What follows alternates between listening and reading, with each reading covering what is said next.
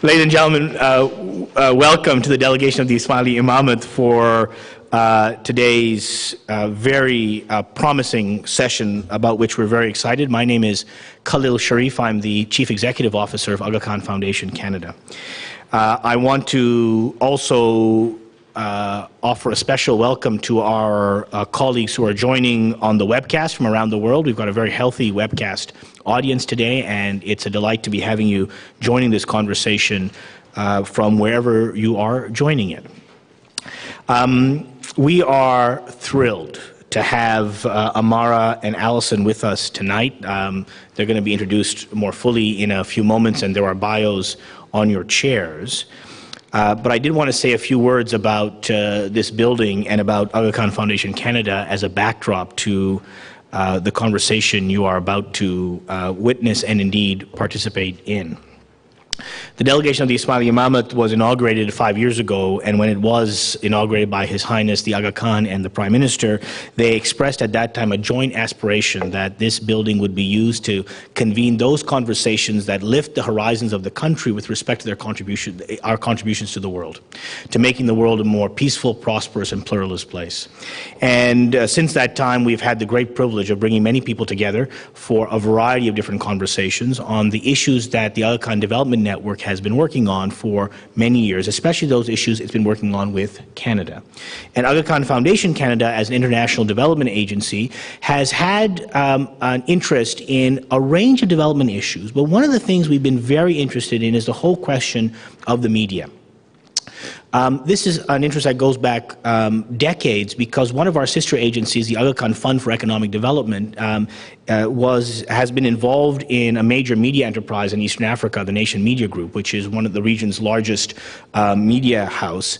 Because of that, has had a long-term interest in the role of media institutions and the role of journalism in general in underwriting human development and the improvement of quality of life for marginalized populations. So over the years, we've done a number of different kinds of things at AKFC.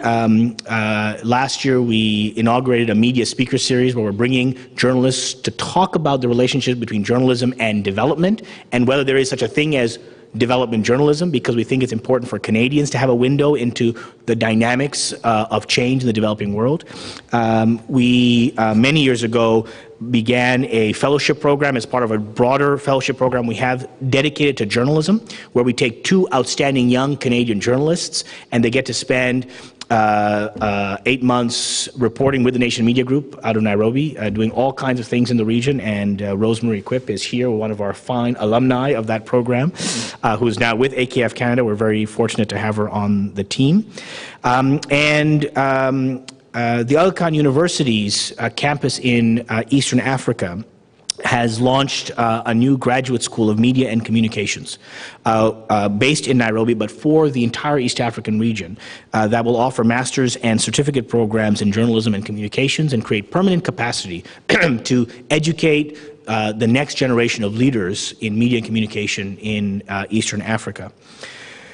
So this is an area of abiding interest. We couldn't pass up the opportunity of having someone of Amara's stature in Canada to bring him here and to have a conversation about the dynamics he has been so intimate with and been such an important part of in Africa.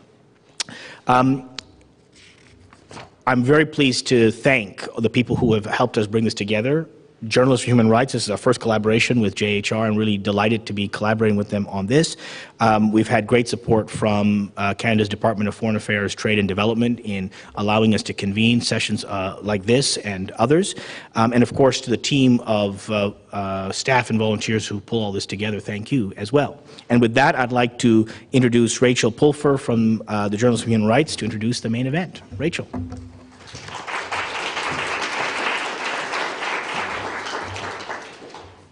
Thank you, Khalil. Delighted to be here, and again, many thanks to the Aga Khan Foundation of Canada for the gracious invitation to partner on this. And thrilled to introduce the stars of this evening, the lovely Alison Crawford of CBC, who will be interviewing Amara Bangura of Sierra Leone, who is possibly one of the most unique and accomplished West African journalists I have ever had the pleasure to get to know. Before I get into that, though, briefly, I would just like to tell you a little bit about Journalists for Human Rights and the work that we do, both in Amara's home country of Sierra Leone and in other places where media is weak and human rights abuses are endemic. Journalists for Human Rights was founded in 2002 by two young Canadian human rights defenders, Alexandra Sicotte-Levesque of Montreal and Ben Peterson of Toronto. They had both just returned from a CEDA-funded international youth internship experience in West Africa. The challenge was and is to get important information about local human rights abuses in a way out into local society, in a way that would educate and inform people of their rights. And the goal of the thinking that they were discussing was to get local authorities to take human rights issues and abuses seriously. The answer was simple: mobilize the media. Journalists for Human Rights, or JHR, started life with an initial grant, again from CEDA, in 2003 to work in Ghana. We have since worked with funders and in countries across the development map, building a worldwide reputation as a pioneer and innovator in media development. The model is fairly straightforward. Equip local journalists with the skills to report ethically and effectively on human rights issues in their communities. We do this through intensive on-the-job training and one-on-one mentorship by Canadian and international journalism trainers. The goal is to foster and support strong accountability journalism that ensures human rights issues are covered in a way that actually catalyzes a positive response from relevant authorities. Local reporting on local issues leads to appropriate local solutions from local authorities. And it works. If you'll allow me, I'd like to share a couple of brief examples.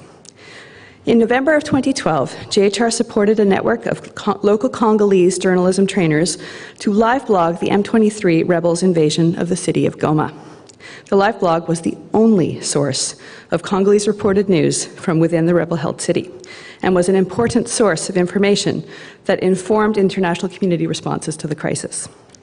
A recent investigation into education funding in Liberia exposed ministerial corruption and caused the president, Ellen Johnson Sirleaf, to publicly commit to long-term transparent funding for schools and to sack the corrupt minister in question.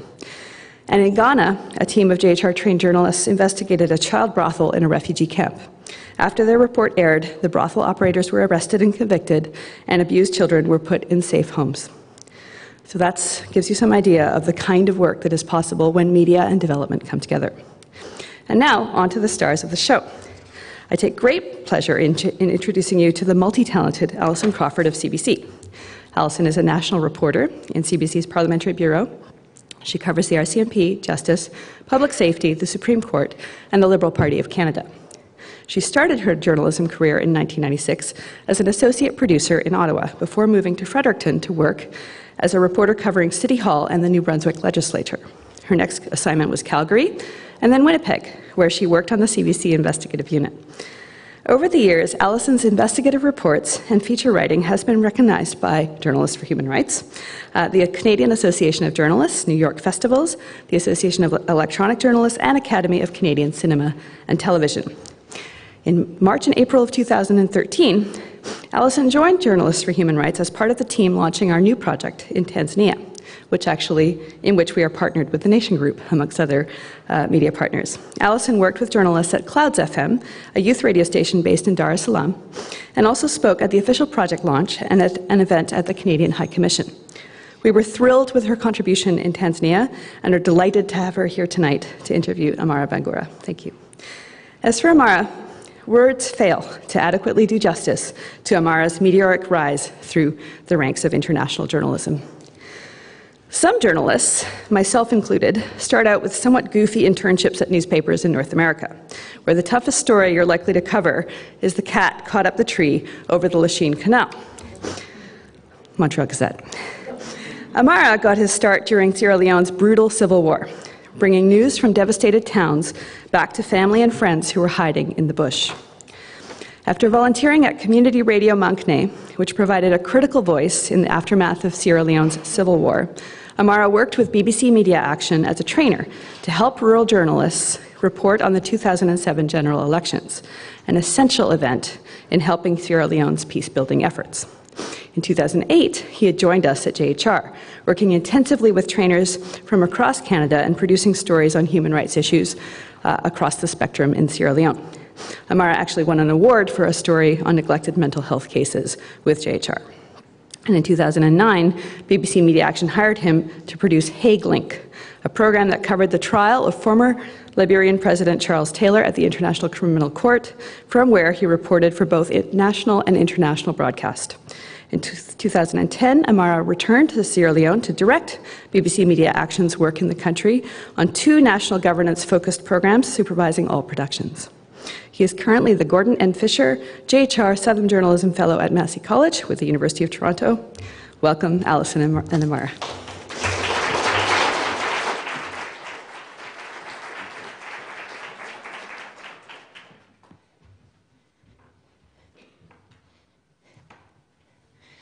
Well, thank you very much for showing up. I was wondering today when I saw the slush and sleet and all that other stuff coming out of the sky today that people might not show up. So thanks for showing up tonight. And it's a real pleasure to be sitting here. I think many of us who are on Twitter and Facebook and listening to abbreviated newscasts on television or radio sometimes miss having a long conversation. And that's the one thing that I find the best part of my job, is to sit down and talk to someone really interesting for a long time. And then I'm always disappointed that I can only put a 12-second clip in my story. That won't happen tonight. So, welcome.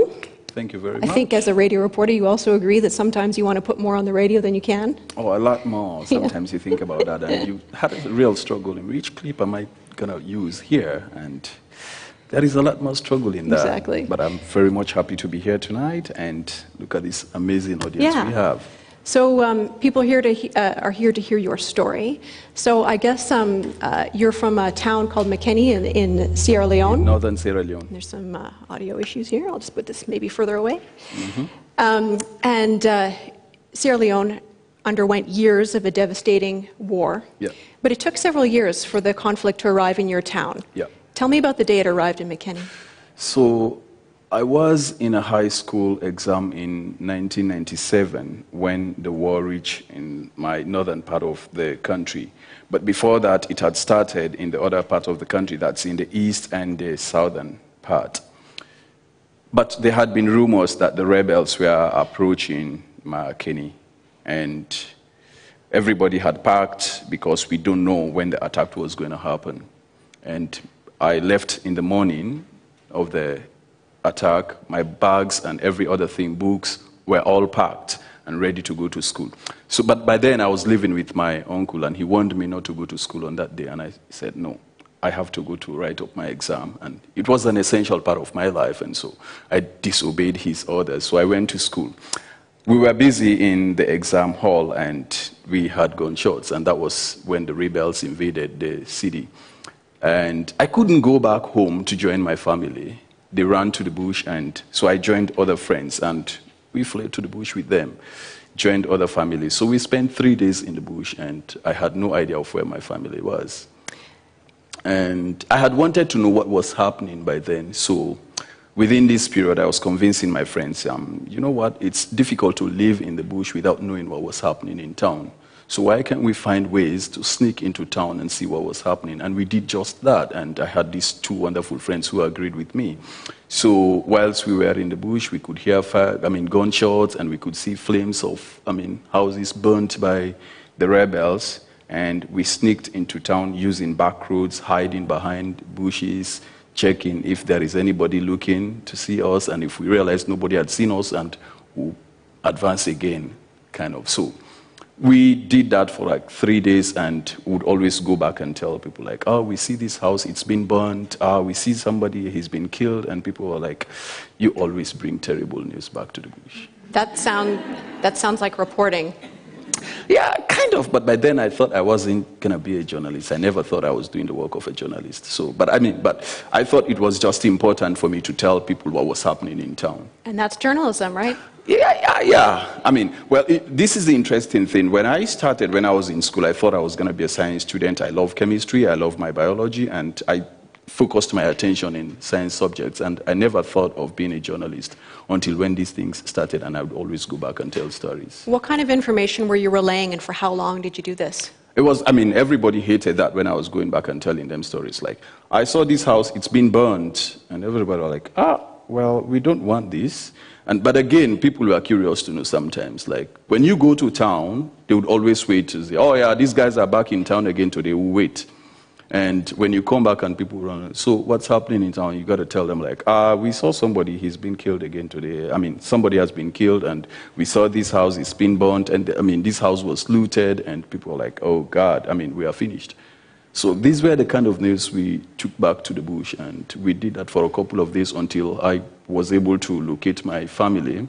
And I went to, I was able to locate them, and when my uncle saw me, he cried, and my cousins were there in the bush, and they were looking at me like thinking I'd become, like, I'd joined the rebel fighters. But I told them, no, I wasn't. I mean, I was just like in another part of the town, in a bush, helping myself with other friends. But they were not very sure. So, I mean, we stayed together until when they realized I was not actually a rebel. But again, even when I stayed with them, I would always sneak out from the bush to see what was happening in town. So how long were you in the bush for? Well, we spent months in the bush. I mean, we spent like, some other people spent like 6 months, others spent almost a year. It was really difficult to live with the rebels in town. Yeah. But we would always go back and forth. So it was really tough.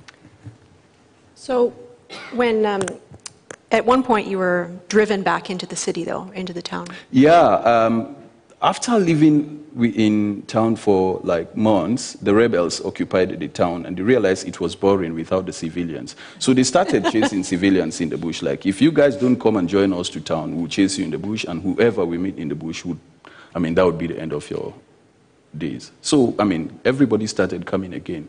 But again, it was really difficult for people to live with them because you got to be fair. Who do they rape today? Who do they loot? I mean, properties were looted. And so people were constantly living in fear. It wasn't, the safest thing to do. But again, you also have to consider, like, living in the bush, especially during the rainy seasons, and you live with snakes, you don't know. It was, a very difficult situation. There were times people would die in the bush. There was nothing like medical attention, and there was nothing like good food. People rely on, local food to eat, and it was really, really difficult. Like cassavas, these are rich tuber that people just eat to survive, and it was hard. How was it like to live back in McKinney under occupation? It wasn't the best thing to do. You have very little time to sleep because you want to go to bed, there are guns speaking somewhere, and you don't know where to go because you don't know, maybe a rebel is looting somewhere and you come across a rebel, you have to carry their looted properties, or either somebody doesn't like you, they have to just arrest you, beat you. If you're lucky, they would just beat you and let you go. If you're not, then that's the end of it. So it was really tough. So you planned an escape? Yeah. After about a year, I planned to escape, and in Bendembu, it's about 22 miles off McKinney. I'd wanted to go to Guinea, and I was arrested in a truck where I was hiding. We were stopped in a rebel checkpoint, and they brought me down and took me into a hall. So they were going to train us to become fighters, and in the middle of the night, they were telling us about their ideologies, and we were singing. It was a big hall like this, but it was dark. So whilst others were singing and pushing in front, I was like moving backward, and it was really dark. So whilst most of the guys were in front, I managed to climb up the roof and jump out, and I ran. If you see me that night, you wouldn't want to stand there.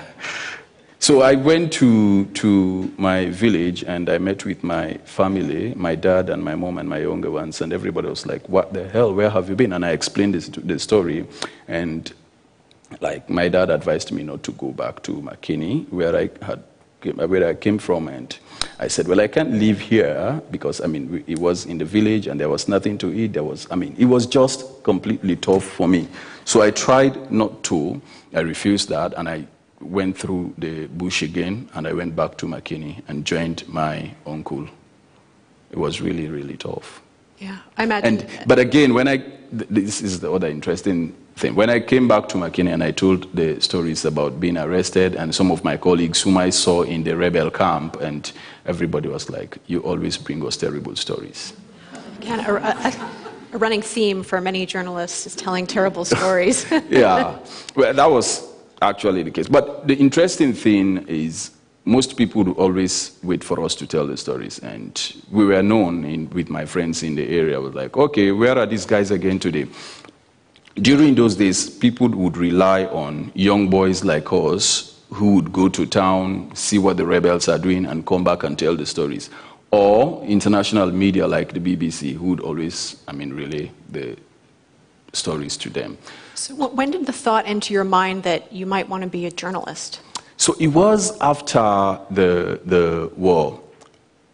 My high school exam was interrupted and I had nothing to do, and what we were doing was just like telling the stories of what was happening during the war. So we set up, there was a local radio station that was set up in our community.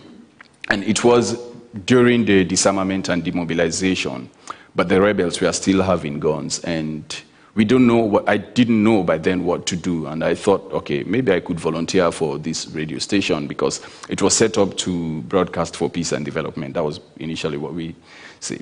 So although it was quite a religious yeah. So it's called Radio Mankne. It started as a religious radio station. It was owned by the Wesleyan Mission, and it was set up in 1994 to propagate the Wesleyan faith. But it was comprehensively looted during the war. So most of the staff of Radio Mankne were relocated into the central part of Sierra Leone, I should say. It's called Mile 91. It was like a buffer zone where rebels and other government forces would meet. And most of the people from McKinney relocated to Mile 91 because Mile 91 was a little bit peaceful. So the radio station was set up there. Now, most times government forces and rebel fighters would meet there and they would use the radio to discuss peace and development. That was what the theme of the radio station was. And it was set up with support from European Union through a local organization called Talking Drums. Again, there were certain times the rebels would threaten, like, okay, this is the radio that is being used by government forces to track our movement. We're going to burn it. And the government forces again would say, okay, this is the radio station that is being used by rebel fighters. We're going to burn it. Now, the radio station stayed there for like 2 years. And after the disarmament, it was relocated to McKinney. And it was called Radio Mankne whilst it was in Mile 91. But the Mile 91 community requested that we leave the radio station for them. So when we leave the radio station, they change the name to Bath. So Mankne is a Timni word meaning we are hiding. So we were actually broadcasting in hiding, and the village from which we were broadcasting was called Mankne. And so when we left Mile 91, it was now called Bath, meaning we are on the open. And so the radio station got relocated to McKinney.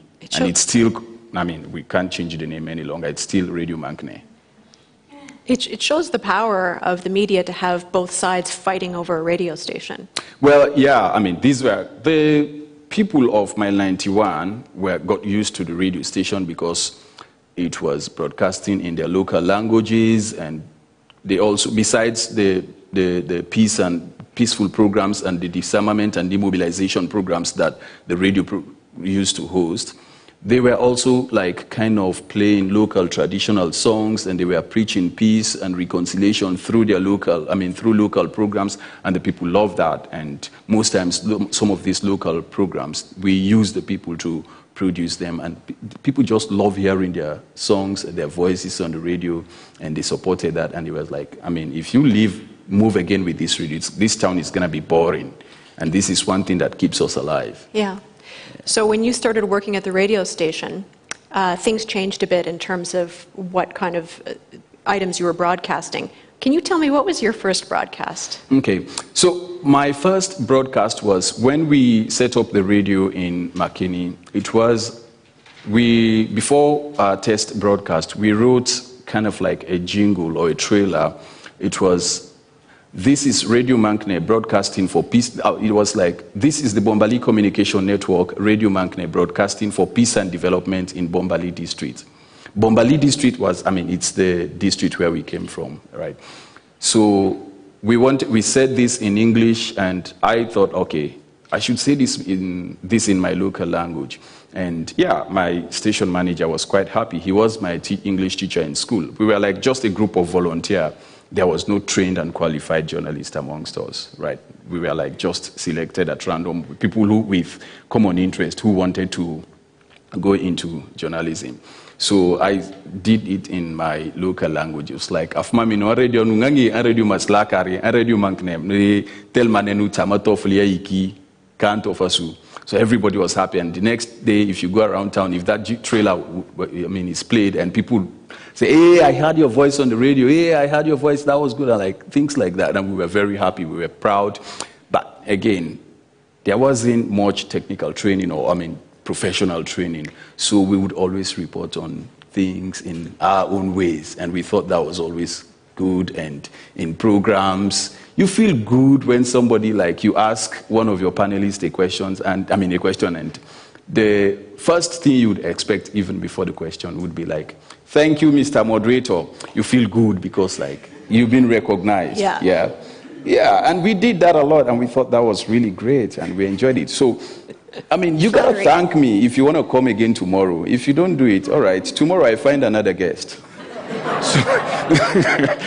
So people would always say, like, thank you, Mr. Moderator. And we did that for, several years until when we started receiving training. And right. So give people an example of what your coverage might have been like in those early days. Like, what kind of information were you disseminating to people? How much balance was there? Were there restraints? Did you find yourself self-censoring in some ways? Well, it was hard. We were not that professionally trained, right? It would be like, this politician says this, and we take that as news, and we go back to the radio. He says this today, and we were not bothered about going back and saying, asking the public what they think about this and how it works for them, or how, if they have questions for the politicians, or even somebody powerful in the country says this. And what we thought was news was to say what somebody says, and we did that, and after some time, we started receiving training, and we thought, like... And how much dialogue was there with civil society and other groups? There wasn't much dialogue, but like I say, in certain programs, you bring in civil society, and, they were also kind of like challenged in certain forms. But this is the interesting thing. The building we were using was owned by the government telecommunication company. It's measured like 10 and 12 feet. It's kind of like a single small room. The transmitter is in the same room as the broadcasting studios. So, it's kind of like... So there are times if you even fail to report what government says or push beyond the borders of the government, they would come in and give you a warning. All right, you know what? We want to occupy our building, so you better try packing up. With all those kind of things, you can't seriously push beyond that. And sometimes, even when civil society groups would come, you have to tell them, like, you beat it down a little bit. You can't push further than this, right? And, yeah, otherwise, government would come back and give us warning, and you have to keep to the warning. So we were not that very strong, and it wasn't great until we started receiving training. And so what kind of training did you receive? First, it was how to write a news and what makes news, how to create programs. And when we received the first training, and it was like, so we were told, this, thank you, Mr. Moderator, that was a good question. We should reduce that. And I was, at the first time, most of us were like, this is what makes us proud. If you take this from us, what is going to help us? What are we left with? And and the news again, we were like, okay, if you tell the story, somebody says this, or a politician says this, go back and ask, what does this mean for this other side? And what do people think about this? How does this fit into their system? What do they go and ask questions? And we tried to do that, and we I mean, after the first training, we started improving, and people would come back like. So the interesting thing, when we received the first training, we started telling our guests again, like, now you don't thank us, but we can do that after the end of the program. When we are ending, you can say thank you for having me here.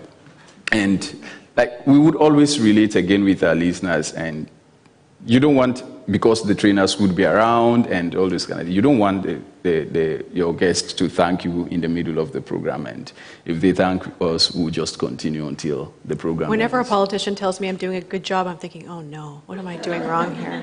Well, I mean, well, for us in those days, it was the best thing. This is somebody from, I mean, the government quarters is important, somebody powerful in the society is telling you you're doing a good job. You feel very proud about that by then. Yeah. Yeah, you'd love that. But when we started receiving training, we realized it wasn't the best because, I mean, we were not actually representing what the people wanted to hear. So what kind of feedback did you get from your listeners when what you were producing changed after the training? We started getting feedback from even civil society groups. By then, they were like always happy now to talk, and other people feel like, okay, now we have been consulted, and most of our local programs now we started bringing in people again, like they will talk. The people, we introduced news in the local languages, and it was really good. And people would always come like, oh yeah, we love it. The things are changing, and I was like, yeah, we've received a kind of training. Did you find that in communicating with the audience that they would give you story ideas, they would give you tips? Oh yeah. Well, that's one thing. We were highly respected, and whenever things happen somewhere, the people would always come and are like, there is this thing happening there, I mean, there is something coming up there. So we were always constantly in touch with our listeners. And what about holding people in authority accountable? I understand you had some success there as well. Oh yeah. So in McKinney, when we had the local councils, the first local council election in 1996, the mayor of the McKinney city was involved into some form of corruption, and we teamed up with the civil society group in town, and we organized several programs. We created phone-in programs through which the citizens of the town would call in and contribute into our programs. We challenged the mayor on how he uses the funds from local taxes, and he couldn't account for that, and so like months later he left. He was asked to leave office, and we had his deputy. His deputy took over the job, and that was one of the success stories we had. How did it feel to have a story like that? Oh, very good. We were very proud. I mean, everybody would come like, guys, this was really well done. Had it not been this radio, this was going to be a big problem. We wouldn't know how our monies were used. We wouldn't know what was happening in council. So, I mean, that was one of the several success stories we had. It was really, really big, and everybody was happy in town. And then BBC came calling. So, yeah. So, after years, we had the first national elections after the war in 1997. I mean, that was the transition elections. And we were provided with training on how to report on the elections. Again, we were still broadcasting in this very small building, and BBC came. They provided us with equipment, and they provided us with training, and we reported on the elections, and people were very happy because they felt like we were representing them, and they were able to know results even before they were announced by the polling agents. So, I mean, it was a smooth process, and everybody was really pleased, and people were really glued to their radio stations. So we had a theme song that we played, especially when we are covering elections, and people, if you go around town, people sing that, and you can hear that, they sing it, and they know what was happening during the elections. Yeah. And we had this organization that we called Independent Radio Network. It's a small group of, it's a group of community radio stations in Sierra Leone that came together to report basically on elections in the country. And everybody knows it because we teamed up and we have this elections theme that we played, and people respected the organization, people respected the journalists because they rely on the radio station to provide them with the results from the elections, even before the national elections body. That's a lot of change really fast, to go from almost no media to having a lot of media at once and providing different kind of coverage. One it has to do with the support we had from our community, the training we received from, different organizations, BBC, JHR, and Informal Track. It was all amazing, and a lot of things were changed during this period, and especially during the elections when Sierra Leone had the first elections after the war. It was really tough, and it was really important that we had this organization. So you ended up, after that assignment, being called upon to cover the trial of former Liberian President Charles Taylor. Yeah. What was it like to be asked to all of a sudden go and cover an international trial? It was tough. Yeah. It was something really tough. So after the elections, I still worked at Radio Mankne, and it was quite an interesting experience. We feel like we've done a lot to support our community, and there were so many changes. We've had so many success stories, and the trial of Charles Taylor came up, and BBC sent me to cover that in The Hague. It was tough. I actually went to The Hague and very much confused. I don't know how I'm supposed to deal with this. And it was a big challenge for me. That was my first international experience, right? Coming from Africa to Europe and sitting in a courtroom, listening to all these legal languages, and listening to all these stories that I've heard again during the war. It was really tough. But I knew I wasn't there to represent myself. One, it was a learning process for me. And two, I thought I would do it in the interest of my country. I was going to say, most journalists, when you cover a trial, don't have anything to do with it, right? It would be very difficult to do that. It was. Yeah. It was extremely difficult. There were certain cases, especially when the prosecution would bring in witnesses to testify to incidents that had happened in Makeni, where I came from. You would feel really, really strong to report on that. There was a case, a witness was brought in to testify about an infighting between the rebels and between the rebels in Makeni, and I knew the story, and there were houses burnt in Makeni. I knew the story because I was part of it. But when he came, he changed the story. Everything was made up, right? And but the good thing, I was sitting with some other colleagues, and I told them, I know this story, and I don't know how I'm going to deal with that. And they would either tell you, you're not here to tell what you know or what you had seen in Sierra Leone. You are here to tell what happened in court. So they would always either help me in doing so. But I also worked with a Liberian colleague who sometimes when I had these really tough stories, I would tell him okay, I know this story, it's not correct, how do we deal with that? And we'll sit together, put our ideas together. He would either write the stories and we'll just present that as a team. But it was really tough sometimes when a witness came over and tell stories that in a different way. You'd feel really strong. I can't imagine being in that situation. Yeah, but there was another witness when he came over. He testified, and I knew the story was wrong. And after the testimonies, we met and we shook hands, and I introduced myself to him, and I told him I was in Makeni and I knew this story that you were testifying about, you told the court about this, and I would just narrate some of the things, and he said, yeah. And I said, but why did you change the story? He said, well, I was told to, I was prepared to tell the stories that I told, so I got to do it. So it was really hard sometimes, but I had to do it because again, I was told to report on what happened in court and not to tell the stories that I know as I know them. It still must have been pretty emotional, though. Very emotional, yeah. I had several cases that I couldn't, I wish I had not listened to them. There were several testimonies, I wouldn't want to listen to them because I know them and they were very strong, they were very emotional, and people were killed or were, either raped or so. And you hear somebody telling those stories in a different way, you'd feel really, really strong, And there was a time I had to abandoned a story and told my colleague that I can't judge this because I know it and it's not this way. And he filed the story on that day. I mean, well, he wrote the story and we both filed it then. It was really tough for me. I bet.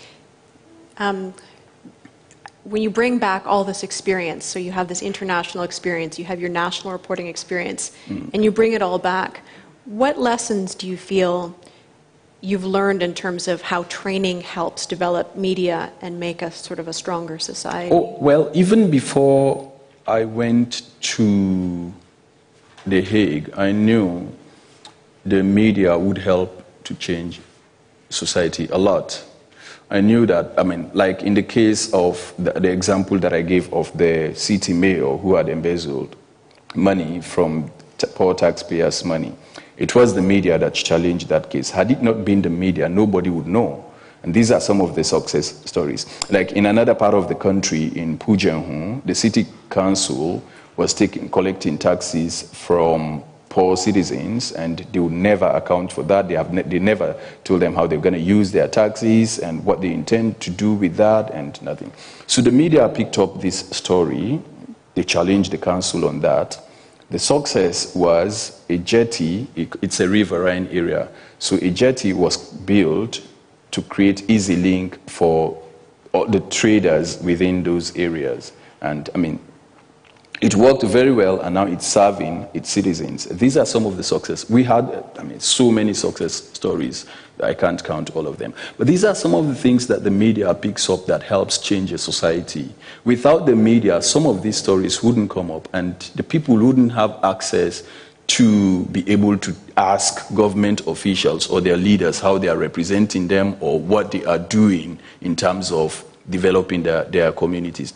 Before the war, what we had in Sierra Leone was just like one radio station, and that was the government radio station. So information was very difficult to come by. It was like a top-bottom approach. Government says this, and it trickles down to the citizens. So citizens wouldn't have access to the radio to actually ask government, what do you do? How are you representing us? Even their local MPs. The thing we had in our country is the moment you elect your representative, you stop seeing them. It's very hard because they are now powerful. It's extremely hard to sit with them in a forum like this and discuss about how they are representing them. But now that the media is growing a lot in Sierra Leone, the media would bring together these people, create a platform through which citizens would sit with them and discuss about what is happening, what do you intend to do about this road, how are you representing us, do you care about the health system, and it seemed to be working. The interesting thing is most media organizations in Sierra Leone are now using mobile phone interaction through, in their radio programs, and they are able to interact with their leaders, and so the media is really, really helpful in that case in terms of development. I was going to say, it's sort of when you think of a town hall, sometimes it takes an invitation from a media outlet to get people and politicians together, and they can finally talk, since they probably haven't spoken in some time since an election. So it's a same sort of thinking. Yeah, in some areas, yes. Like we do have, some other media organizations are doing public broadcast. Like they bring in their leaders and they sit and discuss in a one-to-one meeting. But for those who cannot do that, the politicians or the powerful people are brought into the studios, and the people have access to phone calls, and they will ask powerful questions. When you talked about the growth of media in Sierra Leone, but you've also, we were talking earlier, you mentioned there are some signs of trouble right now as well. There are threats to media in Sierra Leone. What's happening? Yeah. Journalists are not the best friends of politicians at the moment. We've had cases in which journalists are either beaten and thrown to jail for simple crimes. And the trouble is when the government is in partnership or became friend with the judiciary, then the journalist is in trouble. We had a situation in which journalists would be thrown to jail and they would ask something like $100,000 for a bail. That's just to bail them. And if you can't, you don't get that, you'd have to spend either a month or two considering whether you'd come back and challenge government or not, and that would be in prison. So it's still not very good for journalists, even though they are trying, but we still have something like the Public Order Act, which does not provide a space for journalists to practice freely. What do you think would help? Change the laws. If we change the laws in the country, then that would help. That would create a smooth pace for, a smooth process for the journalist. But if we don't, then, we will try, but we still have a very long way to go. Yeah. And is there a movement afoot among journalists to try and educate the public about the need for these laws? Oh, yeah. It has been happening from years, maybe since I was a little boy. Yeah, and it's still happening, but politicians rely on some of these odd laws, yeah? Mm-hmm. Because if these laws are not there, they feel unprotected, and you could challenge them at any time, and they cannot do their games because there is no law that could protect them. But because there is this law, they always feels like it's safe to hide behind the laws. So they have to be there. And until we change them, this ground will still be rough. But again, that does not mean there are no other journalists who are working so hard, who are pushing. We've had cases in which journalists were, certain journalists would be locked for months. They would come back and still challenge a story. The former president, who just died last week, was challenged by a journalist. The journalist got jailed for 6 months. He came back, he was released after 6 months. He came back and he pursued his story. 2 months later, he was jailed again. He came back and then he pursued his story. So, there was a success in that case. It's still happening, but there are certain journalists who are seriously moving, and it seems, they are achieving really good results. So you've spent several months in Canada now studying media here, as well as all the other opportunities you get with that wonderful fellowship. Yeah. What do you think journalists in Canada can learn from the experiences of journalists working in developing countries who are dealing with all of these obstacles? This is interesting. There is a lot to learn. One is, Canada seems like a safe ground to practice. Journalists are not easily jailed because of some of these simple crimes. And I think that's one thing. If we are in a different situation, the laws does not favor journalists in Sierra Leone. And I do think one thing that journalists in Canada would learn from journalists in Sierra Leone is the resilience to work in rough terrains like that. A lot. It's not easy, but if you're determined to tell the stories as they are, then you would make a success. And I think that's one thing that, they could learn from us. I never thought I was going to be a journalist. No. And you also have, I know there are seriously courageous journalists here, but imagine I grew up, you should see what we were using in our studios. Wonder if that's brought over here, how many journalists here would want to use that? These are the kind of things maybe they should also look at. And it might be something to learn. More reasons for journalists to think about supporting their colleagues elsewhere as well. Yeah. It is important if journalists from this part of the world and from everywhere feels like we must work as a team and support journalism and help protect our colleagues. That's one other important thing. But there are times, journalist in one part of the world is battered, and journalism kind of is frustrated by certain powerful people, and everybody's left to struggle. And you feel like there are journalists in other areas, there are powerful journalists in other parts of the world, but here I am left alone to swim and find my way to the land. And it's really difficult, and I do think if there is enough collaboration with journalists from here, and other parts of the world, it would work. Now, I would give you an example. Like, we are not, I mean, journalism in most parts of Africa, it's still new. It's still not like a big thing. Support journalists in those parts of the world to be able to tell their stories in a way like JHR did. I was, like I said this again, I was never going to be a journalist. I thought I could either be somebody I would either study chemistry or biology and either go onto a different thing. But I received enough training from, organizations like JHR. You need less training to be a journalist. Yeah, I still do.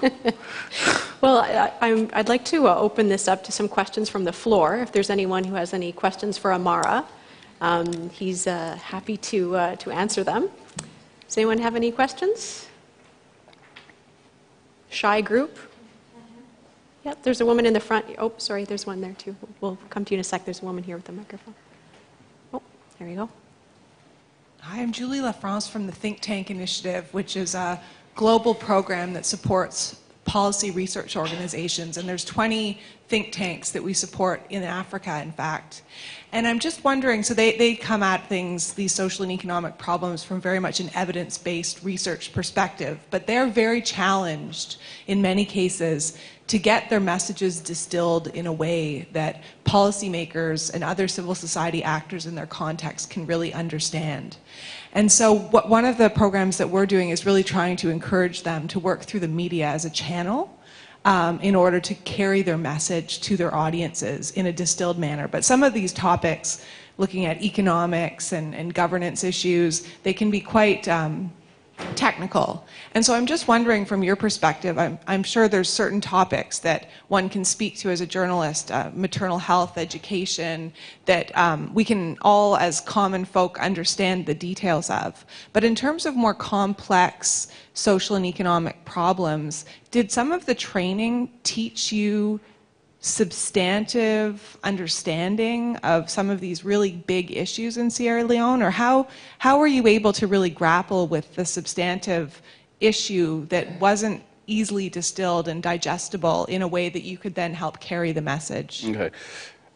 I'll give you a simple answer here. And probably the best person that could have answered this question is Rachel, but I'll tell you what.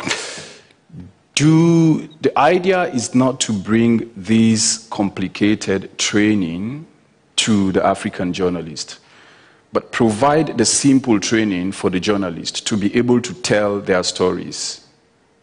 Yeah? Provide the basic training for them and help them understand what their job is and what the issues is.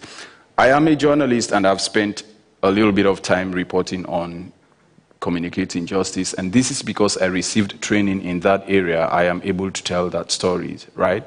I cannot go into complicated issues that I have not received training on. I mean, it takes a whole lot of work to do so. You'd agree with me? I was going to say that you get your education in journalism and how to do the basics, and then I think most journalists find topics they're interested in, and then they develop expertise and they take training in that area. And then, so for me, I'm similar to Amara in that I like law and justice and those issues and policing. I could not do a finance story, or something about health policy. If I did, I'd be sitting there in terror and asking my colleagues for help. So at a certain level, you develop your own expertise, and I think if you have the bare bones training to pursue it, then you can do so. Just jumping in there, one of the things that we've found working with civil society groups in Sierra Leone and Ghana and Tanzania and these other places is they often don't know how to distill their message into sound bites that the media can then work with. And so we have been developing a course of training for civil society groups so that they can work more effectively with the media, distilling some of this very complex information into information that can then be easily broadcast and digested and made accessible to a large audience. Amara and Allison are exactly right. Journalists do specialize. My specialization was business, so I covered business, and I spent a lot of time taking courses to understand the financial terminology that I was reporting on. But my job was not to repeat that. My job was to attempt to make it more accessible to a large audience. And we have developed training materials for journalists in Amara's situation so that they learn how to put a human face on some of these complex issues in a very compelling way. But there is a piece to play in particular working with civil society groups in Africa so that they understand more effectively how to work with the media, how to distill their messages. And also, and this is, and I can't speak for the networks that you've been working with, but our experience, a lot of NGOs and civil society in West and Central Africa follow a practice of press conference or brown envelope journalism where they actually pay journalists to reproduce their message verbatim, which does a couple of things. It corrupts the media, and it also means that essentially a message is being put out there that the journalists themselves don't understand.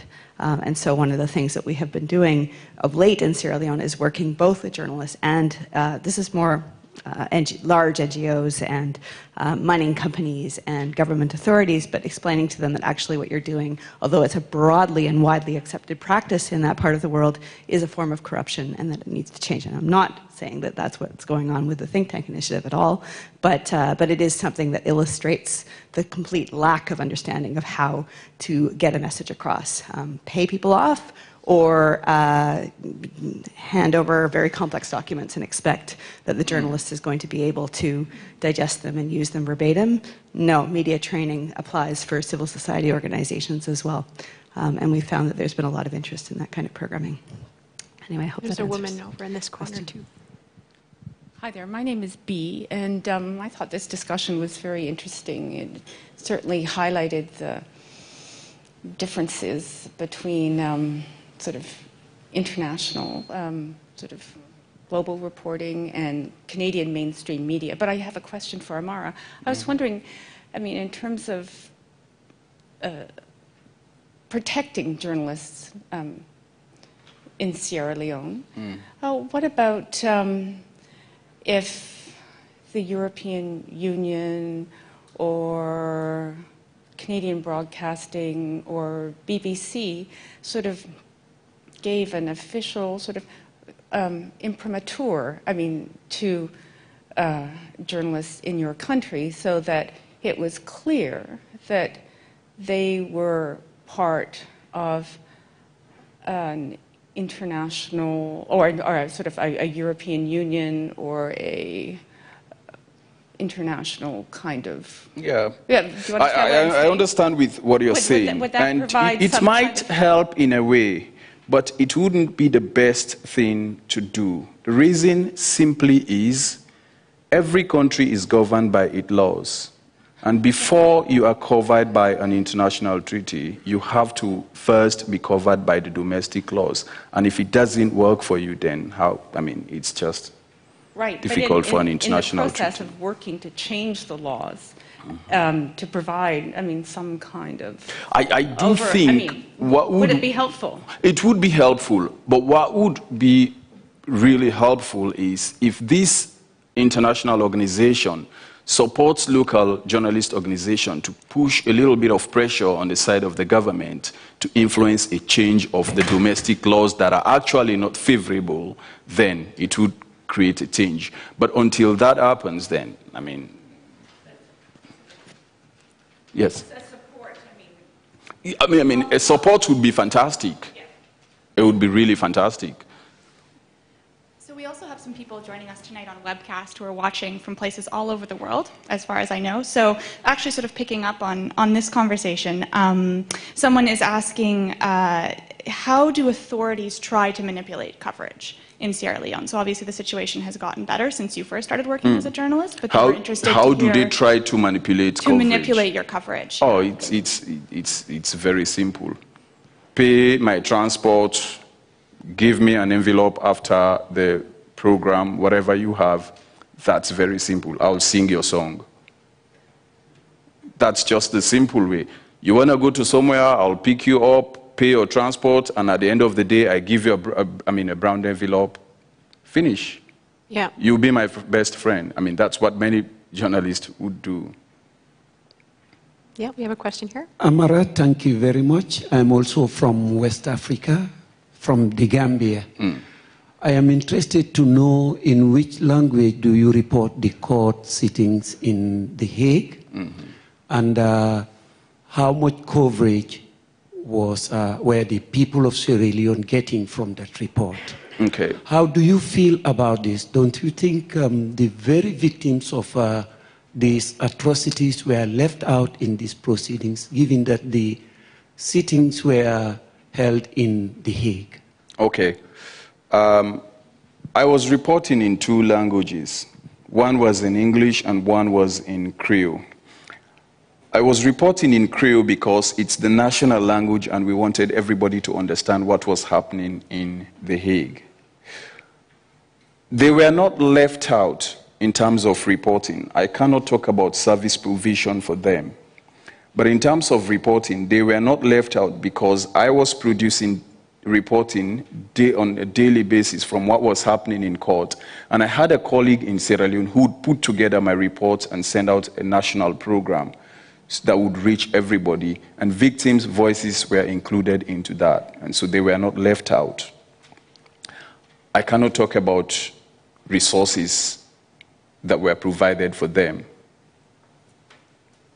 Does that answer the question? Yeah, but I'm kind of thinking that since they're the very victims, it would have served a greater purpose if they were to sit in the courtroom and look at the Okay. The trial of Charles Taylor was sent into The Hague for security reasons. He could have been tried in Freetown because the special court had facilities to try him in Freetown. Okay? The RUF and the Revolutionary United Front rebel fighters, the Armed Forces Revolutionary Council, which was another fighting faction, and the Civil Militia Group, which was another fighting faction, were all tried in Freetown. But Charles Taylor was a powerful leader in Africa, and for those of you who have been in Africa or who are following African events would know the kind of person that I was talking about. So there were concerns, both from local and international community, that this is a guy who could easily influence things, and we don't know. Nobody was sure of what was going to happen if he could have been tried in Freetown. So both government, civil society, and United Nations agreed that he should be sent to The Hague to be tried. And this does not mean that victims were not going to testify in The Hague. A lot of victims testified. But even if he was to be tried in Freetown, not every victim could testify. So, I don't think victims were left out. And we have a question here in the second row. Yes, Christopher Heffernan with the Department of Foreign Affairs, Trade and Development, working on issues of democracy. I guess it's kind of a two-part question, but first I'm curious about, I know that you work in radio, and I'm just curious, is that the main sort of medium that people consume in terms of media in the country, or is it more internet-based, or Twitter, social media, things like that? And just sort of tagging, I guess, onto that, and related to the last question, has media played a role in post-Civil War in kind of has it helped give a sense of more national unity and reconciliation, or has it highlighted maybe differences between cities and regions? Or I'm just curious because I don't know a whole lot, to be honest, about local context. Great. My mother is not educated, but she has a radio, and that's the best source of information for her. You give her a phone now with an internet or whatever, she couldn't use it. She uses the phone to receive and make calls. She doesn't know what a computer is. She can never. And there are so many other women like her. There are so many men like my dad who does not own a computer. So the best and simplest source of disseminating information in Sierra Leone is radio. You could go to the farm, you have your radio on one side, and you'll be working there. You still have access to the news. And because it's broadcast in local languages, everybody is able to access it. And Your second part of the question was? It was just about sort of national identity. And Okay. There is a network of local radio stations in Sierra Leone, and it's helping kind of like create a bridge between, well, create a link between the different parts of the country. So it's not dividing. Instead, we are kind of like uniting. And the media played a very important role during the days of the national reconciliation. Every media in Sierra Leone broadcast peace and unity and peace and reconciliation. And that helped a lot. There was consistent peace and reconciliation message from the media, and that has helped. Instead of dividing, we feel like we are uniting. Yes. There's a Can question I? in the back. Yes. Hi, my name's Rochelle Borlace. I used to work for JHR, and I now work for BBC Media Action, which does similar work to Journalists for Human Rights. Amara, there was a lot of emphasis in the talk around the legal aspects and the legal challenges for journalists in Sierra Leone and for the media to be able to operate independently. What you haven't talked about much, which for me, as somebody who does similar work, has been the main challenge is the economic constraints. Yeah. And the fact that markets can't uphold the media to be able to do their job. So how do organizations like JHR, like BBC Media Action, support media in countries where the media is so poor? There's no budgets to cover stories. Yeah. And there's, we often, organizations like ours, come in with money to do the stories, and then when they leave, the journalists, they might have the skills, but they still don't have the money to report. So Okay. how do international organizations help overcome some of these problems, or can we? One thing that they can do is also to provide training for most media organizations in terms of revenue mobilization. It is extremely important to provide a basic journalism training. But if these media organizations are not trained to be able to raise their revenue, then there is the tendency of either government or powerful industries to influence the media. So whilst we are talking about professional or basic journalism training, it is also extremely important to look at the revenue mobilization side of the media, so they would resist government and industry manipulation. And it's extremely important if international organizations are going to provide training or provide support for media organizations in Africa, they should look into these areas as well. Oh, in the front row here.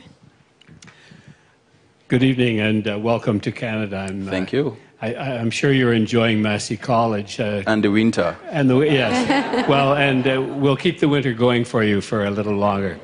My name is Doug Ward. I'm with Farm Radio International. And so I'd like to bend you a little bit away from human rights to the broader development issue, if you could. I know you've worked in a radio station in a rural area.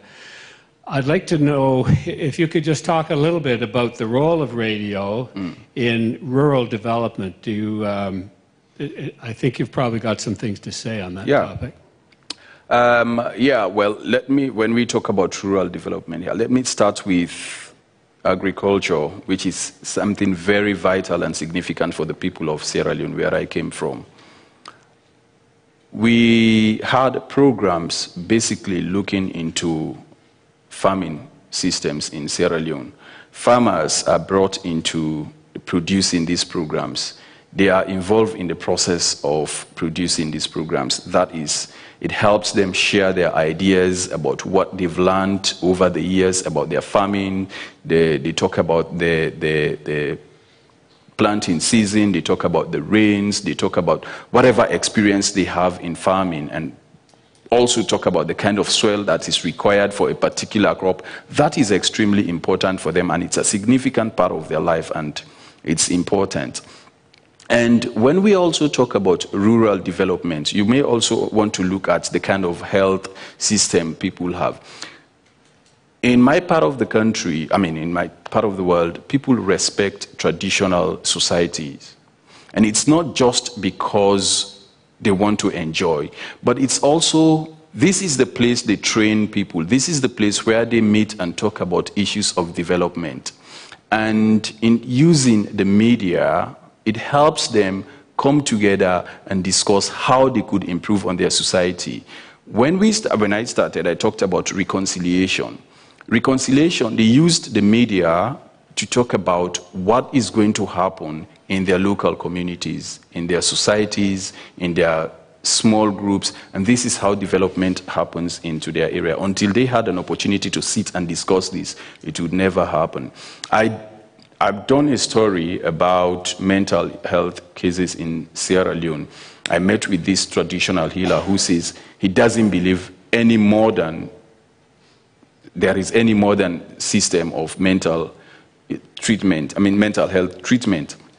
According to him, what he believes is there is only one system of treating mental illness, and that is the traditional form.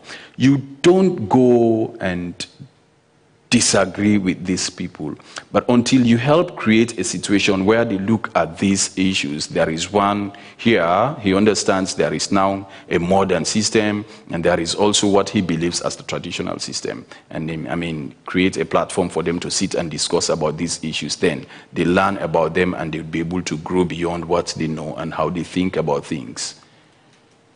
All right, well, we're running out of time here, so thank you all for coming. I think there is somebody there. Well, she can talk to you afterwards, okay, because we're going to have a reception. Okay. We're going to have a reception afterwards where people can chat with Amara and some of the other people who are here tonight. Obviously, people have a lot in common. But I'd really like to thank the Aga Khan Foundation and Journalists for Human Rights for inviting both of us here tonight and for inviting all of you. I've really enjoyed this discussion, and let's continue it with some refreshments. Thank you. Thank you.